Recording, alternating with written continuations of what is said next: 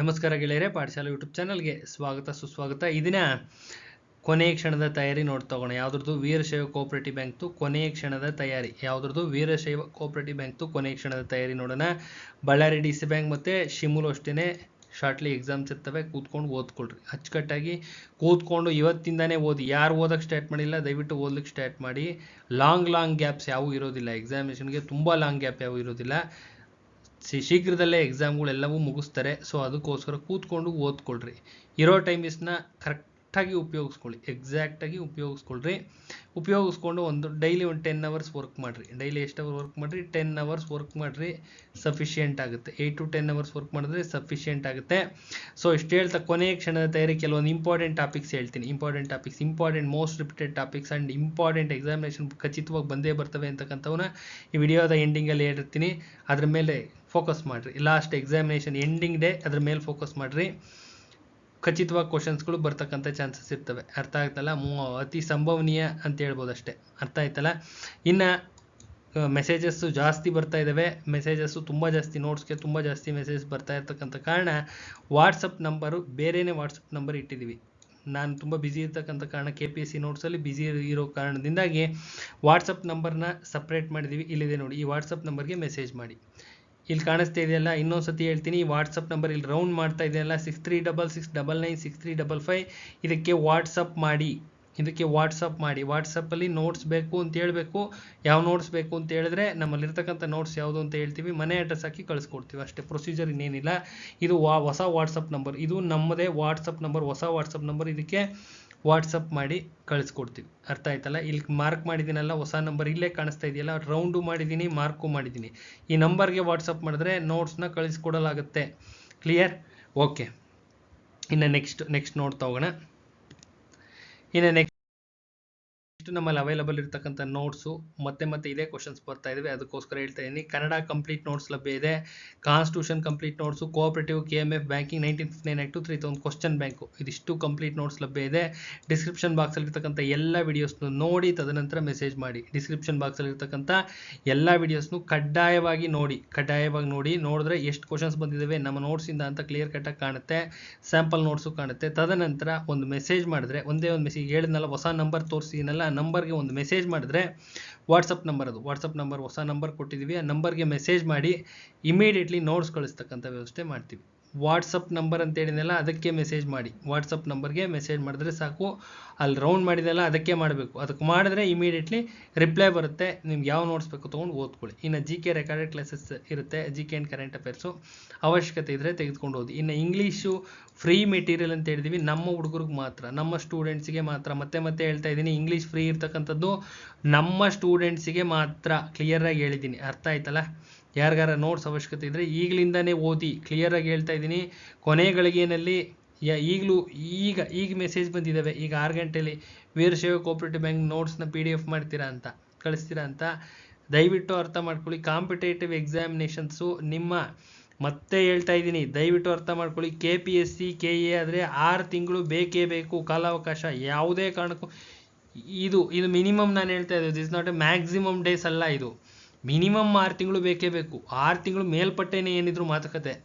ಏನಾರು ಎಕ್ಸಾಮು ಅಂತ ಯಾರ ಬಾಯಲ್ಲಾರ ಬರಬೇಕು ಅಂತಿದ್ರೆ, ನಾನು ಬರಿತಾ ಇದ್ದೀನಿ ಅಂದರೆ ಮಿನಿಮಮ್ 6 ತಿಂಗಳು ಸಂಪೂರ್ಣವಾದಂಥ ಎಕ್ಸ್ಟ್ರಾಡಿನರಿ ಪ್ರಿಪ್ರೇಷನ್ ಇರಬೇಕು. KPSC ಕೈ ಮುಡುಕ್ತಾ ಇದೀವಿ, ಟಚ್ ಮಾಡ್ತಾ ಇದೀವಿ ಯಾವ್ದಾರು ಎಕ್ಸಾಮ್ನ ಅಂದರೆ 6 ತಿಂಗಳ ಬರ್ತಿ 10 hours.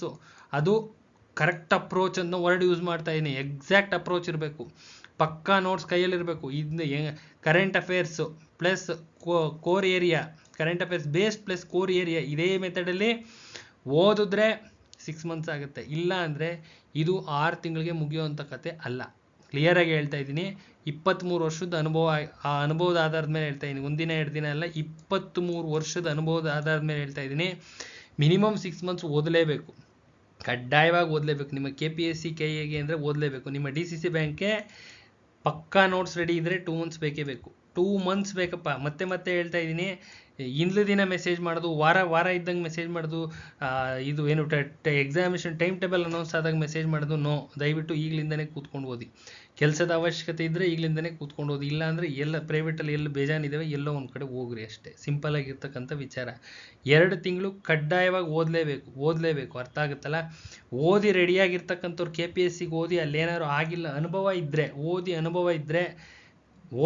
ಇದ್ದರೆ ನೋಟ್ಸ್ ಕೈಗೆ ಸಿಕ್ಕರೆ 1 ಮಂತಲ್ಲಿ ಮುಗಿಸ್ಬೋದು. ಓದಿ ಅನುಭವ ಇದ್ದರೆ ಮಾತ್ರ 1 ತಿಂಗಳಲ್ಲಿ ಮುಗಿಸ್ಬೋದು. ಹೊಸ ಹುಡುಗರುಗಳಿಗೆ 2 ಮಂತ್ಸ್ ಬೇಕೇ ಬೇಕು. This is the procedure. Correct clear cut procedure ಹೇಳಿದ್ದೀನಿ. ದಯವಿಟ್ಟು ಕೂತ್ಕೊಂಡು ಓದಿ. ಇಷ್ಟೊಂದು ವೇಕೆನ್ಸಿ ಮತ್ತೆ ಮಾಡ್ತಾರೋ ಇಲ್ವೋ ಗೊತ್ತಿಲ್ಲ. ಅರ್ಥ ಆಗುತ್ತಲ್ಲ. ಮತ್ತು ಇಷ್ಟೊಂದು ವೇಕೆನ್ಸಿಗಳು ತಕ್ಷಣ ಇಷ್ಟೊಂದು 72-73 ಸಾವಿರ ವೇಕೆನ್ಸಿ ಕಾಲ್ ಮಾಡೋದು ಗೊತ್ತಿಲ್ಲ. ಮಾಡ್ತಾರೆ ಮತ್ತೆ ಮಾಡೋ ಚಾನ್ಸಸ್ ಕಡಿಮೆ ಇರ್ತದೆ. ಸಿಕ್ಕಿದಾಗ ಬಿಡಬೇಡಿ ಅಷ್ಟೇ. ಸಿಕ್ಕಿದಾಗ ಯಾವುದೇ ಕಾರಣಕ್ಕೆ ಯಾರೊಬ್ಬರು ಬಿಡಬೇಡಿ ಅಂದಮೇಲೆ ದಯವಿಟ್ಟು ಎಲ್ಲರಿಗೂ ಸೇರಿ ಹೇಳ್ತಾ ಇದ್ದೀನಿ.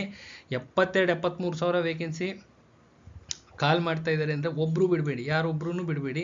ಅದು ನಿಮಗೆ KPSC ಚೆನ್ನಾಗಿದೆ ಅನ್ಸರಿ KPSCಗೆ ಬರೀರಿ, KE ಅಂದರೆ KEನೇ ಬರೀರಿ, ಯಾವುದಾದ್ರೂ ಸರಿ. ಒಟ್ಟಿನಲ್ಲಿ ಒಂದು ಕೆಲಸ ಮಾಡ್ಕೊಳ್ಳಿ. ಒಟ್ಟಿನಲ್ಲಿ ಯಾವ ಇರಲ್ಲ ಸರಿ, ಒಂದು ಕೆಲಸ ಯಾವುದಾದ್ರೂ ಒಂದು, ಅದು ಇದು ಅಂತಲ್ಲ, ಯಾವುದೋ ಒಂದು ಅಟೆಂಡರ್ ಕೆಲಸನಾದರೂ ಸರಿ ಮಾಡಿಕೊಂಡು ಕೂತ್ಕೊಳ್ಳಿ. ನಿಮ್ಮ ಅರ್ನಿಂಗ್ಸ್ ನಿಮ್ಮ ಕೈಯಲ್ಲಿದ್ದರೆ ನೆಕ್ಸ್ಟ್ ಏನು ಬೇಕಾದ್ರೂ ಓದ್ಕೋಬೋದು. ಅರ್ಥ ಆಯ್ತಲ್ಲ. ಇದು ಥೀಮು.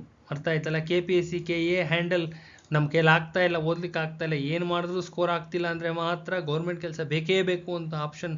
ಗೌರ್ಮೆಂಟ್ ಕೆಲಸನೇ ಬೇಕು, KPSC KE ಏನು ಮಾಡಿದ್ರು ಸ್ಕೋರ್ ಆಗ್ತಿಲ್ಲ ಅಂತಕ್ಕಂಥವ್ರು ಇರ್ತೀರಾ. 3-4 ಇಯರ್ಸ್ ಓದಿರ್ತಕ್ಕಂಥವ್ರು ಅವರು DCC ಬ್ಯಾಂಕ್ ಫೋಕಸ್ ಮಾಡ್ಬೋದು. ಈಸಿ ಆಗುತ್ತೆ. ಪೇಪರ್ ಟಫ್ ಇರೋದಿಲ್ಲ. DCC ಬ್ಯಾಂಕ್ಸ್ ಆ್ಯಂಡ್ ನಿಮ್ಮ KMF ಆ ರೇಂಜ್ KPSC ರೇಂಜ್ ಟಫ್ ಬರೋದಿಲ್ಲ. ಅರ್ಥ ಆಗುತ್ತಲ್ಲ. ಯಾವುದೇ ಕಾರಣಕ್ಕೂ ಆ ರೇಂಜಲ್ಲಿ ಟಫ್ ಇರೋದಿಲ್ಲ. ಒಳ್ಳೆ ಪೇಪರ್ ಬರ್ತವೆ, ಆರಾಮ್ಸೆ ಅಟೆಂಡ್ ಮಾಡ್ಕೋಬೋದು. ಕಷ್ಟ ಬಿದ್ದು ಓದಬೇಕು. ಮಿನಿಮಮ್ 2 ಮಂತ್ಸ್ ಎಫರ್ಟ್ಸ್ ಬೇಕೇ ಬೇಕು. ಸೊ ಯಾರಿಗಾರ ಅವಶ್ಯಕತೆ ಇದ್ದರೆ ತೊಗೊಂಡು ಓದಿ. ಫಸ್ಟು ಓದ್ಲಿಕ್ಕೆ ಶುರು ಮಾಡಿರಿ. ಕೊನೆಗಳಿಗೆ ಈಗಲೂ ಮೆಸೇಜ್ ಬರ್ತಾ ಇದ್ದಾವೆ.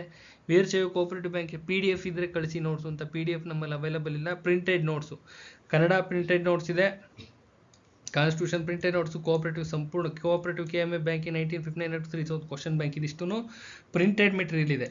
ಇದನ್ನು ಬೈ ಪೋಸ್ಟ್ ಮುಖಾಂತರ ಮನೆಗೆ ಸೆಂಡ್ ಮಾಡ್ತಕ್ಕಂಥ ವ್ಯವಸ್ಥೆ ಮಾಡ್ತೀವಿ. ಅರ್ಥ ಆಯ್ತಲ್ಲ ಪ್ರೊಸೀಜರು. ಯಾರಿಗಾರ ಅವಶ್ಯಕತೆ ಇದ್ದರೆ ಆ ವಾಟ್ಸಪ್ ನಂಬರ್ ಹೇಳಿದ್ನಲ್ಲ, ವಾಟ್ಸಪ್ ನಂಬರ್ ಅಂತ ಕ್ಲಿಯರಾಗಿ ಮೆನ್ಷನ್ ಮಾಡಿದ್ದೀನಿ. ವಾಟ್ಸಪ್ ನಂಬರ್ಗೆ ಒಂದು ಮೆಸೇಜ್ ಮಾಡಿ ಕಳಿಸ್ಕೊಡ್ತಕ್ಕಂಥ ವ್ಯವಸ್ಥೆ ಮಾಡ್ತೀವಿ. ಅರ್ಥ ಆಯಿತು ಅಂದ್ಕೊತೀನಿ. ಕೂತ್ಕೊಂಡು ಓದ್ಕೊಳ್ಳಿ.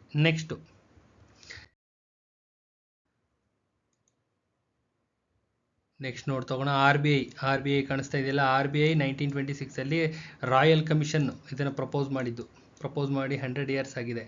ಸೆಬಿ ಇಂಪಾರ್ಟೆಂಟು, ನಬಾರ್ಡು ಇದು ಇಂಪಾರ್ಟೆಂಟ್. ಇವೆಲ್ಲ ಒಂದೊಂದು ಮಾರ್ಕ್ ಬಂದೇ ಬರ್ತವೆ. ಏನು ಕೇಳ್ತಾರೆ, ಡೀಟೇಲ್ ಫುಲ್ಲು ಗೊತ್ತಿರಬೇಕು, ಕಂಪ್ಲೀಟ್ ಮಾಹಿತಿ ಗೊತ್ತಿರಬೇಕು, ಸಂಪೂರ್ಣವಾದಂಥ ಜ್ಞಾನ ಇರಬೇಕು. ಅರ್ಥ ಆಯ್ತಲ್ಲ. ನೋಟ್ಸಲ್ಲಿ ಏನಿದೆ ಅಚ್ಚುಕಟ್ಟಾಗಿ ಓದ್ಕೊಳ್ಳಿ, ಸಾಕಾಗುತ್ತೆ. ಇನ್ನು ರಾಬರ್ಟ್ ಓವನ್ ಅವ್ರ ಮೇಲೆ ಒಂದು ಕ್ವಶನ್ ಇರ್ತಕ್ಕಂಥ ಚಾನ್ಸಸ್ ಇದೆ. ರಾಬರ್ಟ್ ಓವನ್ ಮೇಲೂ ಒಂದು ಕ್ವಶನ್ ತೆಗಿತಕ್ಕಂಥ ಚಾನ್ಸಸ್ ಇದೆ. ಜರ್ಮನಿನಲ್ಲಿ ಯಾವ್ಯಾವ ಇದು ಸ್ಥಾಪನೆ ಆಯ್ತಲ್ಲ, ಅದನ್ನು ಕೇಳೋ ಚಾನ್ಸಸ್ ಇದೆ. ಓರಸ್ ಪ್ಲಂಕೆಟ್ಟು ರೈಫಿಸನ್ನು ಅದ್ರ ಬಗ್ಗೆ ಕೇಳೋ ಚಾನ್ಸಸ್ ಇದೆ. ಇನ್ನು ಸಹಕಾರ ತತ್ವಗಳು, ಸಹಕಾರದ ಮೌಲ್ಯಗಳು, ಸಹಕಾರದ ಬಾವುಟದ ಮೇಲೆ, ಇವೆಲ್ಲ ಫುಲ್ ಥೀಮ್ ಓದ್ಬೇಕು. ನಾನು ಹೇಳ್ತಾ ಇದ್ದು ಕಂಪ್ಲೀಟ್ ಡೆಪ್ತ್ ನಾಲೆಡ್ಜ್ ಇರಬೇಕು. ಇದ್ರ ಬಗ್ಗೆ ನೋಟ್ಸಲ್ಲಿ ಏನಿದೆ ಅಷ್ಟು ನಿಮ್ಗೆ ಗೊತ್ತಿರಬೇಕು. ಬಾವುಟದ ಬಗ್ಗೆ ಫುಲ್ ನಾಲೆಡ್ಜ್ ಇರಬೇಕು. ಇಂಟರ್ನ್ಯಾಷನಲ್ ಕೋಆಪರೇಟಿವ್ ಅಲಯನ್ಸು ಕೇಳ್ತಾರೆ, ಖಚಿತವಾಗಿ ಏನಾದ್ರು ಒಂದು ಕೇಳಿರ್ತಾರೆ, ಏನು ಅಂತ ಗೊತ್ತಿರಲ್ಲ. These are all core areas ಅಂತ ಹೇಳ್ತೀವಿ. Core areas important. ಇನ್ನು ಫೆಡ್ರಿಕ್ ನಿಕೋಲ್ಸನ್ ಅವ್ರ ಬಗ್ಗೆ ಒಂದು ಕ್ವಶನ್ ತೆಗಿತಕ್ಕಂಥ ಚಾನ್ಸಸ್ ಇದೆ. 1904, 1912 ಮೆಕ್ಲಗನ್ ಸಮಿತಿ, 1919 ಮಾಂಟೆಗೊ ಚೆಲ್ಫೋರ್ಡ್ ಸುಧಾರಣೆಗಳು, ಮಾಂಟೆಗೊ ಚೆಲ್ಫೋರ್ಡ್ ರಿಲೇಟೆಡ್ ಟು ಕೋಆಪರೇಟಿವ್. ಅರ್ಥ ಆಯ್ತಲ್ಲ. 1935 ರಿಸರ್ವ್ ಬ್ಯಾಂಕ್ ಸ್ಥಾಪನೆ ಆದಾಗ ಇದು 1926 ಕಮಿಟಿ ಫಾರ್ಮೇಷನ್ ಆಗುತ್ತೆ, ರಾಯಲ್ ಕಮಿಷನ್ನು. 35 ಇದರ ಸ್ಥಾಪನೆ ಆಗುತ್ತೆ. ಸಹಕಾರ ಯೋಜನಾ ಸಮಿತಿ, ಸ್ವತಂತ್ರ ನಂತರ ಕಮಿಟಿಗಳು ಯಾವ್ಯಾವ ಇದಾವೆ ಎಲ್ಲವೂ ಬೇಕು. ಸ್ವತಂತ್ರ ನಂತರ ನೋಟ್ಸಲ್ಲಿದೆ, ಚೆಕ್ ಮಾಡಿಕೊಡ್ರಿ. ಎಲ್ಲವೂ ಬೇಕು, ಕಂಪ್ಲೀಟ್ ಡೀಟೇಲ್ಸ್ ಗೊತ್ತಿರಬೇಕು. ಇನ್ನು ಸಹಕಾರ ಸಂಘಗಳ ವಿಧ, DCC ಬ್ಯಾಂಕ್ಸು, ಅಪೆಕ್ಸ್ ಬ್ಯಾಂಕ್ ಬಗ್ಗೆ, ಇನ್ನು SHG ಅಂದ್ರೇನು, JLG ಅಂದ್ರೇನು, ಇವೆಲ್ಲ ಇಂಪಾರ್ಟೆಂಟು, ಕೇಳ್ತಕ್ಕಂಥ ಚಾನ್ಸಸ್ ಇರ್ತಕ್ಕಂಥವು. NAFED, Campco, MAMCOS, NCUAE, NDDB ಇವೆಲ್ಲವನ್ನು ಕ್ವಶನ್ಸು ತೆಗಿತಾರೆ.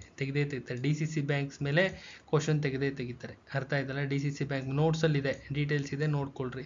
ಅಪೆಕ್ಸ್ ಬ್ಯಾಂಕ್ ಮೇಲೆ ಕ್ವಶನ್ ತೆಗೆದಿರ್ತಾರೆ. ಅಪೆಕ್ಸ್ ಬ್ಯಾಂಕ್ ಮೇಲೆ ಕ್ವಶನ್ ತೆಗೆದಿರ್ತಾರೆ. ಅರ್ಥ ಆಯ್ತಲ್ಲ. ಇಂಪಾರ್ಟೆಂಟ್.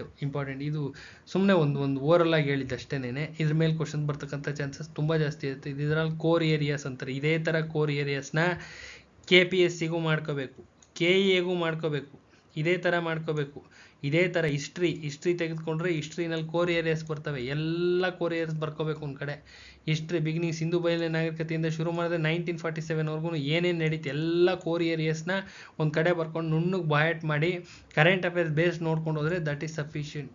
ಇದು ಓದೋ ವಿಧಾನ. ಅರ್ಥ ಆಯ್ತಲ್ಲ? ಹಿಸ್ಟ್ರಿ ಒಂದೇ ಅಲ್ಲ, ಸುಮ್ಮನೆ ಹೇಳಿದ್ದಷ್ಟೇ. ಹಿಸ್ಟ್ರಿನೂ ಇದೇ ಬಾಳೆ, geography, constitution, economics, current affairs ಯಾವುದೇ ಆಗಿರಲಿ ಹಿಂಗೆ ಹೋಗ್ತವಲ್ಲ ಎಲ್ಲ ಸಬ್ಜೆಕ್ಟು. ಆಮೇಲೆ ಸೈನ್ಸು, ಎನ್ವೈರ್ಮೆಂಟಲ್ ಸೈನ್ಸು ಎಲ್ಲವೂ ಇದೇ ಬಾಳೆನೆ, ಇದೇ ಥರನೇ ಓದ್ಕೋಬೇಕು. ಎಲ್ಲ ಕೋರ್ ಏರಿಯಾಸ್ನ ಬರ್ಕೋಬೇಕು, ಇಂಪಾರ್ಟೆಂಟ್ ಕೋರ್ ಏರಿಯಾಸ್ನೆಲ್ಲ ಒಂದು ಶೀಟಲ್ಲಿ ಬರ್ಕೋಬೇಕು. ಕೋರ್ ಏರಿಯಾಸ್ ಬೇಸಿಸ್ ಮೇಲೇ ವರ್ಕ್ ಆಗೋದು. ಡೀಟೇಲ್ ಬುಕ್ ಓದ್ತೀವಿ ಅಂದರೆ ಭಾಳ ಲೆಂತಿ ಆಗುತ್ತೆ, ವರ್ಷಗಟ್ಟಲೆ ಬೇಕು, ವರ್ಷಗಳೇ ಉರುಳೋಗ್ತವೆ. ನೀವು ಕೆಲಸ ತಗೊಳ್ಳೋ ಅಷ್ಟರಲ್ಲಿ ವರ್ಷಗಳೇ ಉರುಳೋಗ್ತವೆ. ದೊಡ್ಡ ದೊಡ್ಡ ಗ್ರಂಥಗಳು ಕರಗಿಸ್ತೀವಿ ಅಂದರೆ ಅದಲ್ಲ, ಅದು ಸರಿಯಾದಂಥ ಮೆಥಡ್ ಅಲ್ಲ. ಅರ್ಥ ಆಗ್ತಿದೆಯಲ್ಲ? ಓದೋರು ಓದ್ರಿ, ತಪ್ಪಿಲ್ಲ. ಬಟ್ ಶಾರ್ಟ್ ಮೆಥಡಲ್ಲಿ ಸಕ್ಸಸ್ ಆಗಬೇಕು ಅಂದರೆ ಸ್ಮಾರ್ಟ್ ವರ್ಕ್ ಮಾಡೋದನ್ನ ಕಲೀರಿ. ಎಲ್ಲ ಸಬ್ಜೆಕ್ಟಲ್ಲೂ ಕೋರ್ ಏರಿಯಾಸ್ ಎತ್ಕೋಬೇಕು. ಅದು ಜಿಯೋಗ್ರಫಿ ಆಗಿರಲಿ, ಕಾನ್ಸ್ಟಿಟ್ಯೂಷನ್ ಆಗಿರಲಿ, ಎಕನಾಮಿಕ್ಸ್ ಆಗಲಿ, ಸೈನ್ಸ್ ಆ್ಯಂಡ್ ಟೆಕ್ನಾಲಜಿ ಆಗಿರಲಿ, ಎನ್ವೈರ್ಮೆಂಟಲ್ ಸೈನ್ಸ್ ಆಗಿರಲಿ, ಎಲ್ಲದರಲ್ಲೂ ಕೋರ್ ಏರಿಯಾಸ್ನ ಒಂದು ಕಡೆ ಬರ್ಕೋಬೇಕು. ಇಂಪಾರ್ಟೆಂಟ್ ಕೋರ್ ಏರಿಯಾಸ್ ಅಂದರೆ ಎಕ್ಸಾಮಿನೇಷನ್ಗೆ ಮೋಸ್ಟ್ ಎಕ್ಸ್ಪೆಕ್ಟೆಡ್ ಬಂದೇ ಬರ್ತವೆ, ಮೋಸ್ಟ್ ರಿಪೀಟೆಡ್ ಆಗಿರ್ತಾವಲ್ಲ, ಅದನ್ನ ಒಂದು ಕಡೆ ಬರ್ಕೊಳ್ರಿ, ಅದನ್ನು ಬಾಯಟ್ ಮಾಡಿರಿ. ಕರೆಂಟ್ ಅಫೇರ್ಸ್ ಬೇಸ್ ನೋಡ್ಕೊಂಡು ಹೋಗ್ರಿ, ಕರೆಂಟ್ ಅಫೇರ್ಸ್ ನೋಡ್ಕೊಂಡು ಹೋಗ್ರಿ, ಮುಗೀತಲ್ಲ. ಇನ್ನೇನು ನಿಮ್ಮ GS ಎಕ್ಸಾಂಪಲ್ ಕೊಡ್ತಾ ಇದ್ದು KPSC 100ಕ್ಕೆ ಏನಿಲ್ಲ ಅಂದ್ರೂ 60ರಿಂದ 70 ಕ್ವಶನ್ಸ್ ಆರಾಮ್ಸೆ ಅವೇ ಬಂದಿರ್ತವೆ. ಇದು ಈಸ್ ಎ ಮೆಥಡ್.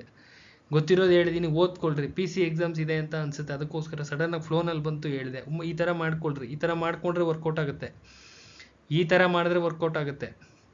ಅರ್ಥ ಆಯ್ತಲ್ಲ? ಈ ಟಾಪಿಕ್ಸು ಅಷ್ಟೇನೆ. ನಿಮ್ಮ ಕೋಆಪ್ರೇಟಿವ್ದು ಸುಮ್ಮನೆ ಒಂದು ಸತಿ ಹಿಂಗೆ ನೋಡಿದ್ರೆ ಕಾಣುತ್ತೆ, ಓ ಇವೆಲ್ಲ ಇಂಪಾರ್ಟೆಂಟ್ ಥರ ಕಾಣಿಸ್ತಿದ್ದಾವೆ ಅಂತ. ಸೊ ಕೊಟ್ಟಿದ್ದೀನಿ, ಓದ್ಕೊಳ್ಳಿ. ಅರ್ಥ ಆಯ್ತಲ್ಲ? ದೇವ್ರು ಒಳ್ಳೇದು ಮಾಡಲಿ, ಅಚ್ಚುಕಟ್ಟಾಗಿ ಓದ್ಕೊಳ್ಳಿ. ಯಾರಿಗಾರ ನೋಟ್ಸ್ ಅವಶ್ಯಕತೆ ಇದ್ದರೆ ಡಿಸ್ಕ್ರಿಪ್ಷನ್ ಬಾಕ್ಸಲ್ಲಿ ಇರ್ತಕ್ಕಂಥ ಎಲ್ಲ ವಿಡಿಯೋಸ್ನು ನೋಡಬೇಕು. ಪ್ರತಿಯೊಂದು ವಿಡಿಯೋಸ್ನು ನೋಡಿ ತದನಂತರ ನನ್ನ ವಾಟ್ಸಪ್ ನಂಬರ್ ಅಂತ ದೊಡ್ಡದಾಗಿ ಹಾಕಿದ್ದೀನಿ. ಆ ವಾಟ್ಸಪ್ ನಂಬರ್ಗೆ ಒಂದೇ ಒಂದು ಮೆಸೇಜ್ ಮಾಡಿದ್ರೆ ಸಾಕು, ಕಳಿಸ್ಕೊಡ್ತೀವಿ. ಅಚ್ಚುಕಟ್ಟಾಗಿ ಕೂತ್ಕೊಂಡು ಓದ್ಕೊಳ್ರಿ. ಒಳ್ಳೇದಾಗ್ಲಮ್ಮ. ಇಷ್ಟೇಳಿ ವಿಡಿಯೋನ ಎಂಡ್ ಮಾಡ್ತಾ ಇದ್ದೀನಿ. ಯಾರೆಲ್ಲ ಚಾನಲ್ ಸಬ್ಸ್ಕ್ರೈಬ್ ಮಾಡಿಲ್ಲ ಸಬ್ಸ್ಕ್ರೈಬ್ ಮಾಡಿರಿ. ಮ್ಯಾಕ್ಸಿಮಮ್ ನಂಬರ್ ಪೀಪಲ್ಗೆ ವಿಡಿಯೋನ ಶೇರ್ ಮಾಡಿರಿ. ಮಿನಿಮಮ್ 2 ಮಂತ್ಸ್ ಬೇಕೇ ಬೇಕು ಓದಲಿಕ್ಕೆ. ಅರ್ಥ ಆಗುತ್ತಲ್ಲ? ಯಾರಿಗಾರ ನೋಟ್ಸ್ ಅವಶ್ಯಕತೆ ಅಂದರೆ ಇವತ್ತಿಂದನೇ, ಈ ಕ್ಷಣದಿಂದಲೇ ತೆಗೆದುಕೊಂಡು ಓದ್ಲಿಕ್ಕೆ ಶುರು ಮಾಡಿರಿ. ಓದಬೇಕು ಫಸ್ಟು, ಕೊನೆಯ ಗಳಿಗೆಯಲ್ಲ ಓದಲಿಕ್ಕೆ ಸ್ಟಾರ್ಟ್ ಮಾಡೋದು, ಇವತ್ತಿಂದನೇ ಓದಿ. ಎಲ್ಲರಿಗೂ ಭಗವಂತ ಒಳ್ಳೇದು ಮಾಡಲಿ ಅಂತ ಹೇಳ್ತಾ ವಿಡಿಯೋನ ಇಲ್ಲಿಗೆ ಎಂಡ್ ಮಾಡ್ತಾ ಇದ್ದೀನಿ. ನಾಳೆ ಇನ್ನೊಂದು ವಿಡಿಯೋ ಜೊತೆ ಬರ್ತೀನಿ. ನಮಸ್ಕಾರ.